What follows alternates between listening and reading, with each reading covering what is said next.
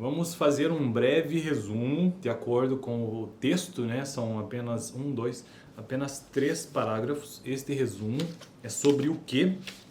É sobre todo o capítulo, na verdade, todo o capítulo 5 sobre doutrinas socialistas e a Revolução Industrial. Eu estou construindo uma playlist aqui no canal sobre a história do pensamento econômico, apenas uma introdução, uma playlist de introdução, por isso que eu estou utilizando este pequeno livro aqui, ó, História do Pensamento Econômico, do Hunt. É um livro que tem um viés marxista, ou um viés que seja socialista, no mínimo.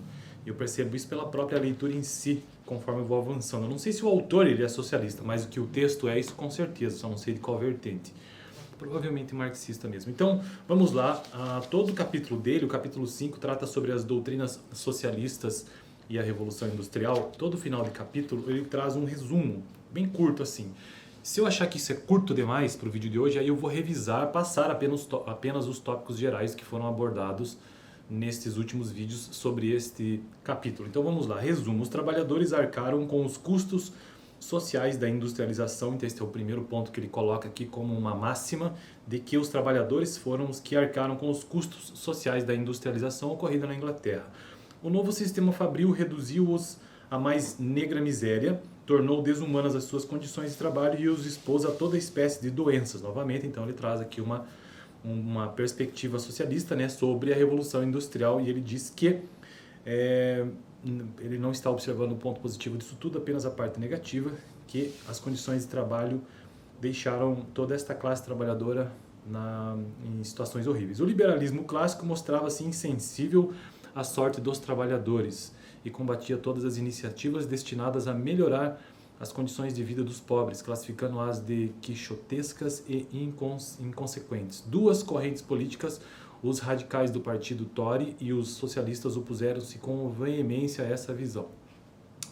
Próximo tópico, os radicais do partido Tory nutriam um desprezo aristocrático pela vulgaridade e avareza. Os mercadores e fabricantes da classe média apegavam-se a uma versão essencialmente reacionária da ética paternalista cristã, supondo que podia ignorar a existência do processo de industrialização e restaurar um modo de vida agrário.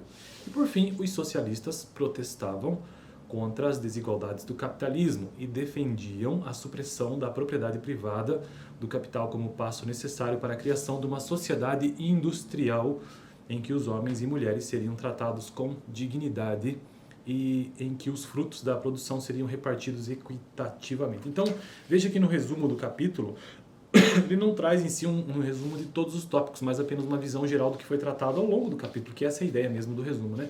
Mas, para não ficar por isso mesmo, quero apenas mencionar, então, neste vídeo, aproveitar, ele já está ficando com 3 minutos, dá para avançar um pouco mais. Vou mencionar aqui os tópicos e o que eu for lembrando de cabeça, assim, eu vou mencionando. Então, capítulo 5, as doutrinas socialistas e a Revolução Industrial. A Revolução Industrial elevou a produtividade do trabalho a níveis sem precedentes na história do homem, lembrando que a primeira Revolução e a segunda Revolução Industrial ocorrida lá num contexto inglês. A multiplicação das fábricas e a ampla utilização de máquinas constituíram a base mecânica dos ganhos de produtividade. Contudo, a canalização do potencial produtivo da economia para a criação de bens de capital exigiu que uma parte relativamente menor desse potencial fosse dedicada à produção de bens de consumo. A aquisição de bens de capital fez-se, portanto, a um custo social elevado, resultando em grandes privações para as massas. Então, vamos aos tópicos. Os custos sociais da Revolução Industrial, esse é o primeiro tópico, e aqui ele trata desde as crianças, as mulheres, enfim, toda a exploração que ocorreu neste contexto. A violenta destruição do modo de vida tradicional dos trabalhadores, que até então era de maneira artesanal, isso passou a ser reduzido. A legislação social liberal, que de modo geral ela sempre favorece, ou sempre favoreceu, na verdade, os donos do capital e não os trabalhadores, sempre defendendo a propriedade privada. A versão socialista da ética paternalista cristã, ele traz aqui alguns pontos do Owen, entre outros. Os principais socialistas pré-marxistas, e esse tópico sim me ocupou o maior tempo, onde eu tratei sobre Gerhard Winsterlin, de 1609. Lembrando, são socialistas, os principais pré-marxistas, porque o socialismo é uma corrente de pensamento coletivista e o marxismo é uma corrente que pertence ao socialismo em si. O segundo autor que eu tratei foi o Gracchus Babeuf, francês, depois o William Godwin, por fim o Saint-Simon e também o Charles Fourier.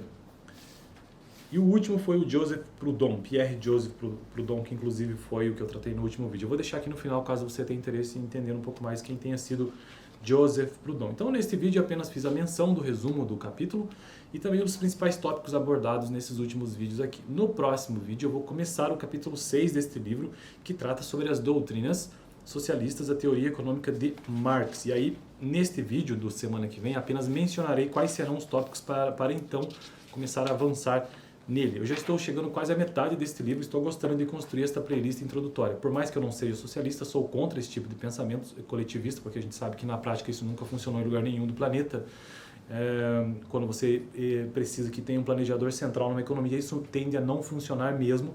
Então, para mim, não faz sentido algum. Mas, como introdução, e já que eu comecei o livro, eu quero terminar ele, até por uma questão de honestidade mesmo, de pensamento, né? E é isso. Vamos para o próximo vídeo. Valeu!